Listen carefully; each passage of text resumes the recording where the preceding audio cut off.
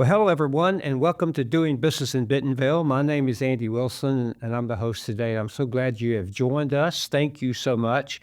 It's a pleasure that you have taken time to watch and listen to us today. We have such a great program today. We're just going to get into it right away.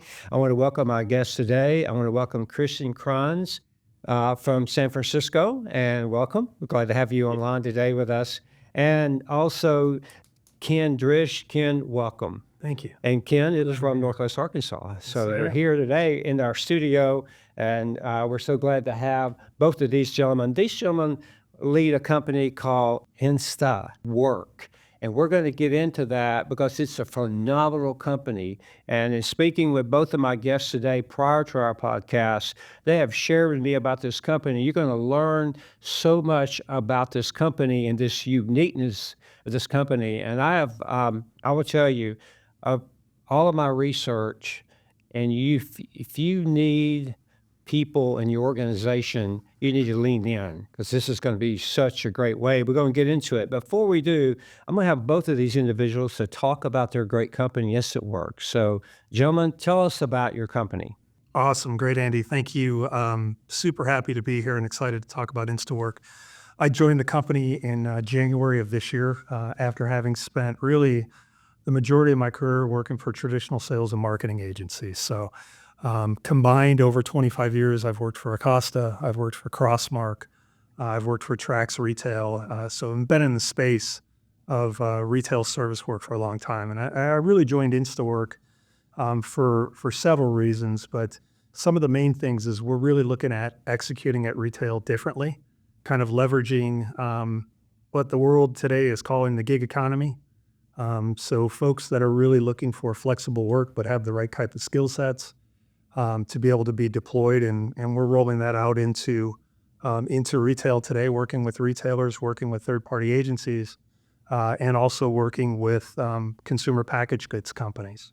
The company was started in 2016, based in Silicon Valley, where Christian is, and was really started as a platform and a solution for the hospitality space with companies representing companies like Hilton and Marriott, and that moved into food service with companies like Aramark and Compass, Sodexo. And then COVID hit, and that obviously put a screeching halt on that, but it forced us to pivot. So we then got into light industrial, so being able to provide workers that were skilled to go into warehouses and assist with picking and packing. We do that for retailers today and all sorts of other warehouses.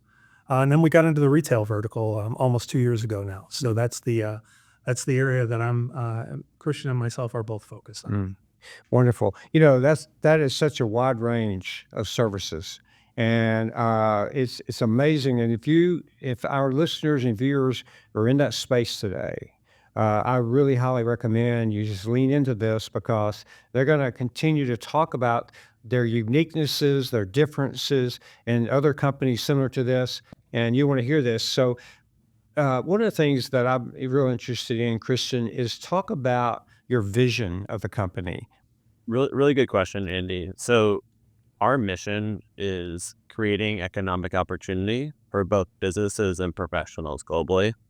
So we see this as a really unique opportunity for both businesses and the workforce to lean into this more flexible on-demand work.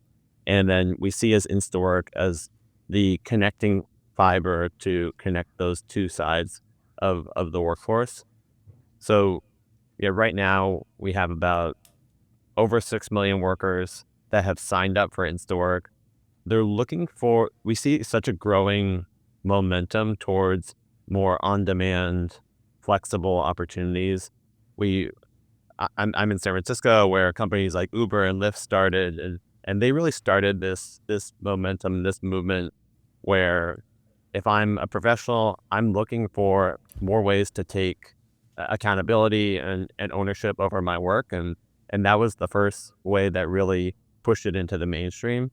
But we're basically taking that same concept, but then putting it more in the context of an actual brick-and-mortar business. So we started, as Ken said, with hospitality, moved into light industrial, and now we see there's a tremendous opportunity within retail to do the same things. Each one of those businesses is going to be a little bit different in terms of how they might use our platform, but each one of them is able to really take advantage of that more on-demand labor economy. Okay, that is such a great job explaining your mission of the organization. Thank you for that.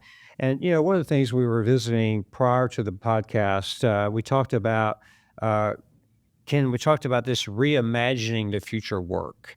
Well, Christian, you did talk about some of that into because as you were thinking, I was thinking about, okay, I like that. I like that. I like all those things that you talked about that an individual can do, but it can go a bit more into what that reimagining workforce looks like for the for the future. Sure, absolutely. So I'll kind of bring it down to the retail area, which is, kind of where my expertise and where I've spent the majority of my career. So if you think about retail today, specifically bricks and mortar retail, you look at the Bureau of Labor Statistics that are out there today, e-commerce has obviously had a huge impact on bricks and mortar business.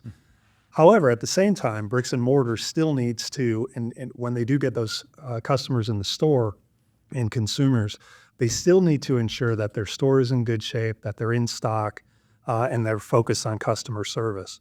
Oftentimes, what we're starting to see with retailers and with other folks in the space is you're seeing some of the tasks that really keep a retail store running, making sure the store is stocked, making sure the planograms are set accordingly, that marking and materials are up. You're seeing a lot of that suffer because of the shift to, focusing on customer service. In one example, we work with a C-store retailer out on the East Coast where they were literally in jeopardy of not being able to maintain their operating hours because the third shift, where they have people that are going in and effectively stocking or putting out the delivery that just showed up from the truck, or packing out the coolers during the peak season. And they've now shifted to utilizing an InstaWork person to come in and do that work so their associates can focus on customer service. If you really think about what else we're trying to do in terms of reimagining, it's really akin to what Uber and Lyft did to disrupt the transportation space today. And you have individuals that are not necessarily looking for 9 to 5, but they're looking for flexible work. Maybe they want to work Saturday and Sunday. Maybe they want to work Monday, Wednesday, and Friday. Maybe they only want to work certain hours during the day. And that's okay so long as you have a platform like InstaWork has created that can curate all of those individuals, background check them, screen them to ensure that they've got the right skill sets, and then deploy them to the work that our partners are looking for. So if you think about why an individual leaves their position in retail today, 35% of them say that it's because there's lack of flexibility in the work.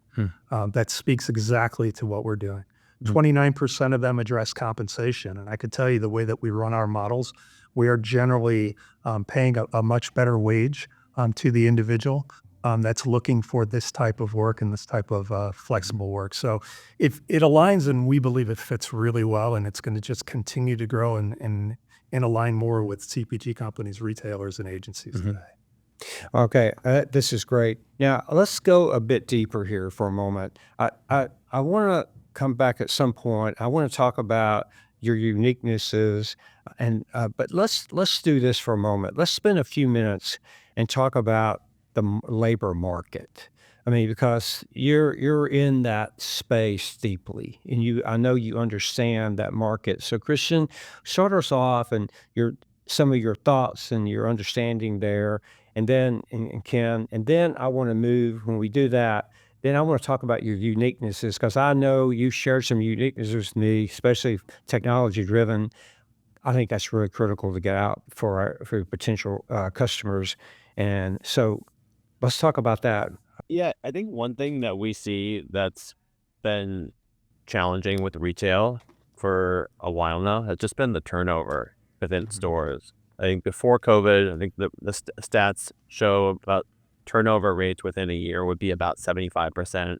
After COVID, an average retailer, it's been up to 95%. In certain segments, though, it could be a lot higher than that. I think NACS, the National Association of Convenience Stores, had stats that their full-time labor turns over at about 130% a year, and part-time could be up to about 150%. So being able to engage a workforce, make sure that you're not putting too much pressure on your employees so that they actually stay around. I think that's what Ken's talking about, where having a little bit more specialization within the store so you're not overwhelming your employees can be really valuable. And then the turnover, I think what the stats show, the average cost of turnover is anywhere between $1,500 to $3,000 per employee that gets turned over. But that's just the direct cost. There's many other costs that come along with that, from that the turnover, from the pressure that it puts on other employees. There can be missed productivity within the store. This can lead to missed revenue opportunities, customer service issues.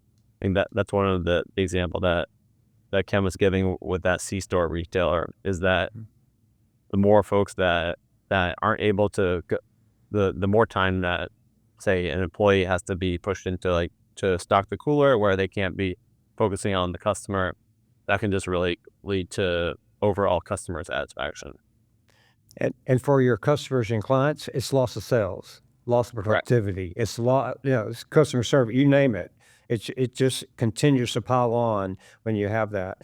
Now, so Ken, as we think about in this space for a minute, this loss or turnover, the expense, all of this, what sets you apart from your competitors? Yeah, it's a great question, and I've had the pleasure of working for several really solid companies that are still out today. I mentioned a couple of them, Acosta and Crossmark. All right, great companies. I would just tell you that the way that we go to market is really different from a retail perspective. We're aligned with a workforce that wants the flexible work. Oftentimes, with a traditional agency, they've kind of got a fixed model that they've been operating very similarly for decades. And it works by and large on the whole, but when you have a company that needs something tomorrow or today, maybe there's a product recall, maybe there was a display that went out that's not holding up in the store and it needs to be fixed. Maybe there's high volume stores that need to be covered 2 or 3 times a week rather than the once or twice that your agency covers today. That's where we can come in and we can, kind of really help out and be incredibly flexible. Again, the last minute type of scenarios. I can literally sell a program today, post the jobs, and literally have it assigned to individuals that have the right skill sets within 2 to 3 hours. So it really is kind of an on-demand model. And then again, we're catering to that flexibility that people want today. There's a huge part of the workforce.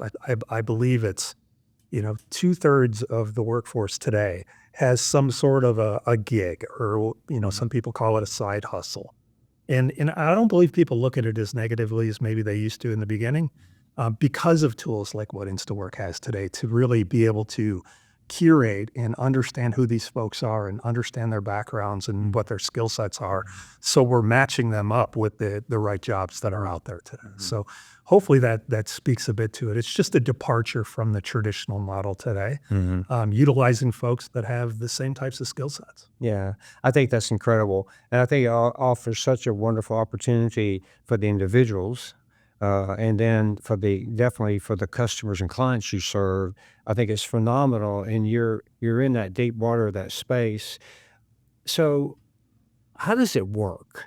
Okay, if I want if I want that gig, how do I do it? How do I get to your company? How do I get employed? Walk us through that, gentlemen, both of you. Just talk us through, because I think that would be one of the number one. If I'm going to be a client or customer, I'd like to know the inside of that. So why don't we take you through kind of both, how it works from somebody joining the platform that wants work, and then how one of our partners would interact with. Perfect. And Christian, do you want to kind of take that part of how an individual joins the InstaWork platform? Yeah, definitely. So as I mentioned, we have about 6 million people that have signed up for InstaWork. I go on to either Android or at the Apple Store. I go to find the InstaWork app. I download it, and then I put in you basically build this virtual resume of every place that you've worked. And I worked at Pepsi, I worked at Target. And so you build that resume on the app. That's all visible to all of our partners. So there's just an inherent accountability with representing yourself in the marketplace. And then I collect references from places that I've worked at in the past. We require at least 2 references from places that I've worked at. Those are validated. And then based on the type of experience that I have, I'll then apply for different types of roles. There's some roles on the InstaWork platform that don't require that much experience in the past. So those don't require as much vetting. But for something like a merchandiser, we want to make sure every one of our merchandisers has 1 year of experience. They get vetted by someone on the InstaWork team. And then after that call where we screen, ask about their experience, then they can get approved for that role. And then from there on out, you will basically see all the different opportunities that you're approved for in your area. And then actually the really interesting part is that we have a rating system on at every ship. So similar to a Lyft or Uber ride, every ship that happens gets a rating from either the business or we'll provide an internal rating. And from there, you can see different types of opportunities that you can then qualify for. You can actually move up in the line as well. So you can get first access to shifts, which is actually one of the most valuable things for our professional workforce. And I think just to add to that, what Christian said, and this is incredibly important because there's a misconception that we're a job board. We're effectively posting jobs for anybody who's on the platform to say, yeah, I'd really like to go in and do that cosmetic reset in Walgreens, or I'd really like to go in and assist with that Home Depot remodel. Well, you've got to have the right skill sets to do that. So we're not necessarily just posting for anybody. To Christian's point, they're filling out that background. We're reference checking it. We're ensuring that they've got, as best as we can, we're ensuring that they've got the right skill sets to do that job. And we're only pointing jobs to them where they have those right skill sets. Because as what I mentioned, we're in hospitality. We wouldn't want to send somebody who's got bartender skills to go do a cosmetic reset in a Walgreens store and vice versa. So I would tell you from a client perspective and what we call our partners, they're engaging with us is simply reaching out to myself or going through the website or my counterparts. Obviously, we're out there evangelizing our services. We're relatively new. Doing business in Bentonville is hopefully going to be a big part of that. Relatively new in the retail space. We've been in business since 2016. But as far as engaging, I simply need to know what your needs are. If you're a retailer, are you looking for operational roles to be filled? Are you looking for seasonal labor? We talked to a large retailer who hires upwards of 25,000 seasonal workers. They put them through training. They go through the costs. They go through the recruiting. And we were told that after 4 weeks of training, a third of them did not show up. So what if you had another way of being able to vet temporary labor that you're only going to use for maybe 8 weeks during the fourth quarter to do that? So we need to know the scope of work. The second thing we need to understand is when it needs to be done, where it needs to be done, what time do they need to show up. And all of that gets built into our job description and task description for the InstaWork Pro to be able to execute. We need to understand what kind of reporting our partner wants back. Some just simply want to know that that person showed up and they left. Others want to ask a bunch of survey questions and collect photos and basically give an accounting for what that individual did in that store to ensure that it was by the scope of work that was agreed upon. So really virtually no different than how you would engage a traditional agency, with the exception of you have the benefit of the flexibility that we have, the speed that we have, and really I would say the accountability to be able to go out and execute the work with folks that have proven skill sets. Okay, I like this. I like your approach. I like the way you vet, you go in. That sounds wonderful. And I mean, that would give me great confidence as a partner to know how the vetting, what I'm going to call the vetting process that Christian, you talked about. And let's do this. you really sound like you're really a subject matter expert in this space. That's what I would call you.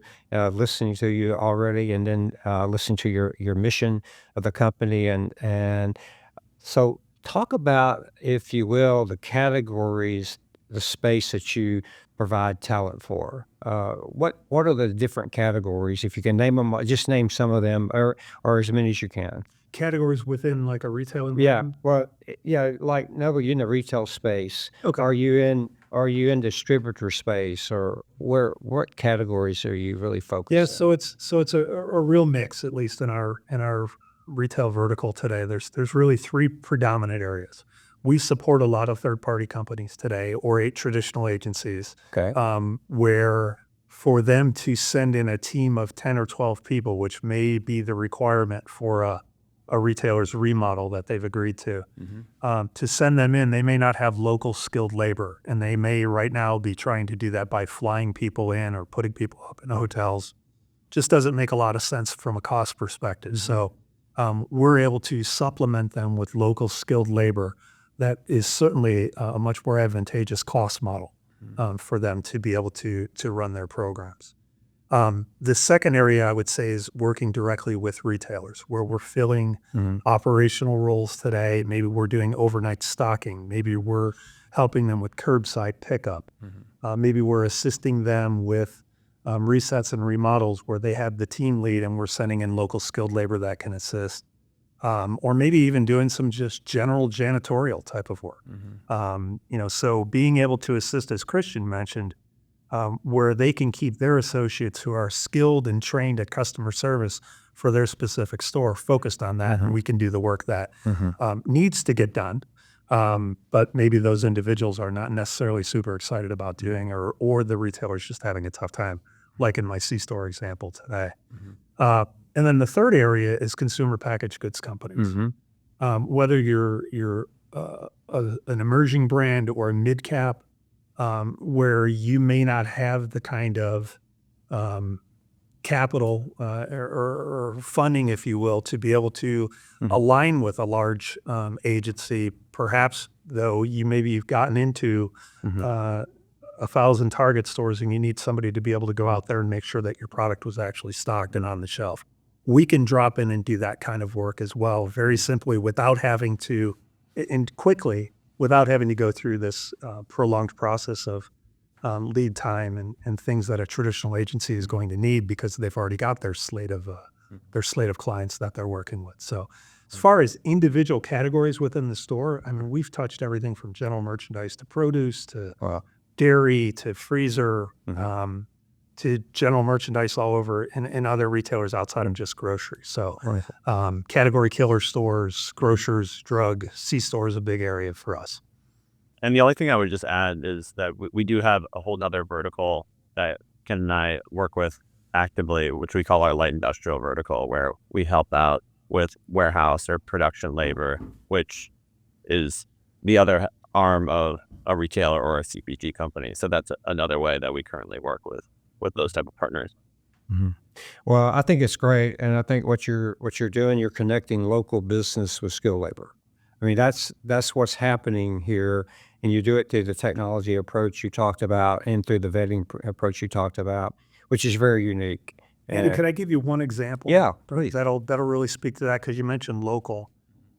We have an apparel retailer that we work with that is opening basically a store a week in bricks and mortar. They started online and they're growing exponentially, opening kind of one store a week. Their model, being out of the West Coast, was to go into that market, source local staffing agencies, traditional model, right? That's been around forever. And their process was fairly simple. They needed to source a local agency. The first night, before that, once the store had its occupancy permit, the first night they needed about 15 individuals that could unload a truck, unload all the fixtures, and work to set up the store. Then the next couple of days, they'd fine-tune and keep 2 or 3 individuals to fine-tune the store and get it ready. And then the store grand opens, soft opens on Thursday, grand opens on Friday. So before, they were having to go after temp agencies in markets that they were unaware of, sometimes having to cobble together 2 or 3 agencies to get the amount of manpower they needed. enter InstaWork, and now they have one solution on a national basis, regardless of where they're opening, to be able to go in, get their 15 or so they need for the first night, the next couple, and we've continued to work with them, filling at a 98% plus fill rate. I noticed today it's 100% for this week, but we're now helping them do that without. So imagine that many less invoices, that many less contacts, how much administrative time is reduced, and they're still getting what they need in a tech environment where they can basically order folks on their phone or any kind of device that they have. That's amazing what you just described. I felt the pains of opening stores in the past. I wish you'd been there because I still feel these pains of doing what you just talked about because I've opened a lot of new stores in my time. And I will tell you, it's a nightmare at times. And what's scary is that they show up on day one and day two, you're standing by yourself with a truck at the back door, right? And you all have really have figured this out. And I just think that it is amazing what you've done. And I think that's why I was so interested in having you on the podcast because, we're focused so much as our viewers know on retail, on omni-channel, but the critical piece, you can't do any of that without staffing. Absolutely. And so you have done such a great job in doing that. Now, we talked about the labor market. We talked about your technology of your company. Is there anything else from a technology standpoint that your partners should know about the company and how you measure, how you follow through any of that? Yeah, I think one of the things that we're really doubling down on, and we know it's the hot word of the time, but using AI in the way that we approach these problems, and I think it can be used in a lot of different ways. So, one of the things that we're collecting as a company is we have so many different data points from all the ratings that we collect, all the surveys that our merchandisers will be filling out, all the trainings that we put people through. So using AI to really make processes more efficient and also generate the right results is something that our company is really excited about. I'll give a few examples. One, training. Training's such a big piece, especially in retail, because every brand that we work with, every retailer that we work with, there's going to be something a little bit unique about their process, about how they want our professionals to act in their stores. And so we're often getting a lot of internal training documents that we need to digest into something that's very usable by our professionals. So we're experimenting with what is the best way to convey that message to our professionals who have a lot of things going on and in a way that they can be the most productive that they can in a store. So we actually just tested this AI tool that basically converts the instructions into a small podcast that they can listen to on the way to the store so they know exactly what they need to do in the store. So that's one way where we want to keep innovating on how we are really taking this technology first approach and solving the problems for our partners. Wonderful. I love that. In fact, we just had a conversation at lunch today about AI, and it's amazing what's happening, and it seems like we're just getting started. And it's going to be exciting how that's going to affect so many businesses and individuals in the future. And definitely it's going to even speed up, like you said. I love the example because you're educating the employee or the individual before they get there, on the way there, and using technology. Great example. But gentlemen, this has been such a great conversation. But before we finish up, I want to give you both a time to talk about your company any further, say anything else about your great company, and then we'll begin to wrap up. But Ken, you want to go first? Yeah, And Christian, go ahead. Yeah. So one of the things that I started with here was talking about why I joined InstaWork. And to somebody who has been working in the traditional environment with the traditional solutions that are out there today, this may come to you as very foreign, very different. And it is very different. in terms of the way that we do it. But it's very relevant to today, to today's workforce, to today's retailer and CPG and agency challenges. It is very relevant. What I would tell you is we've placed a very big bet on the retail vertical as an area to grow. And as such, we're willing to jump in and get started with a new partner in a small way, if need be, obviously a large way. I'm in sales, so I'd like it to be a large way as well. But we're willing. And what I would tell you is, speaking on behalf of my experience in the work that I've sold that I stand behind already with InstaWork, give us a shot. I mean, it is different. It's a different way of doing things, but I can tell you that it's proven to be incredibly effective. And I'd be happy to talk further with you about it. And and for all of our viewers, we'll make sure that you'll have information that leads you to their website and their contacts. That'll be on our website, and we'll talk more about that in a moment. And then, then Christian, and I want to come back to the contact, but Christian, thoughts, comments. Yeah, I think we're really excited about what we're building here. So I think we have these conversations every day with CPGs, with retailers, and there's a lot of pain that we're extracting in these conversations. And a lot of that is just the challenges with turnover, challenges.